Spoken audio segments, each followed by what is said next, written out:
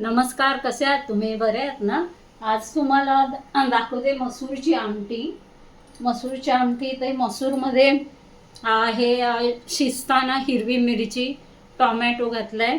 आता मी वरून कोथिंबीर आणि कढीपत्ता ऑलरेडी घातलेला होता आणि मसाला घातलाय. फक्त आता हे तेलामध्ये हे आणि हे कुकरला लावलं. पाणी घालून शिजायला मसूर कुकरला लावली. हां, तो कुकरला ही ऑलरेडी शिजलेली आहे. आता फक्त ह्याची फोडणी द्यायची तेलामध्ये की झाली मसूरची आमटी. म्हणजे असे हिरव्या मिरचीच्या भाज्यांबरोबर खायला ही आमटी भाताबरोबर छान लागते. मसूरची आमटी फोडणीला देते.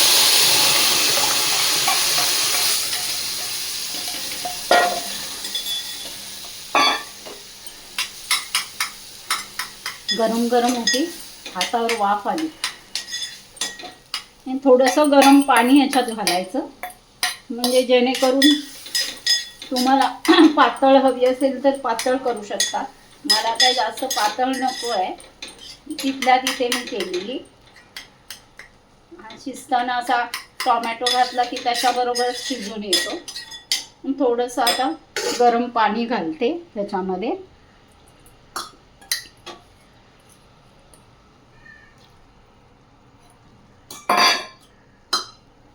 झालं. चवीला आता मीठ घालूया. मी घट्टशीच आमटी केली, कारण मला एकटीसाठी करायची म्हणून घट्ट केली.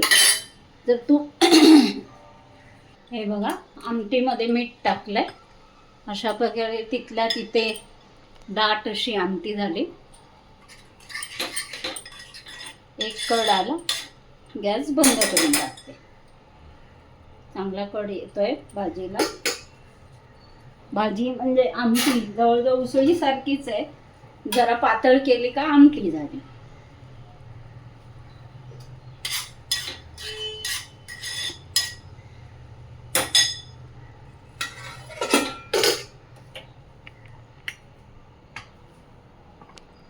चला तर मग असाच एक छोटा व्हिडिओ घेऊन परत भेटू. तोपर्यंत नमस्कार.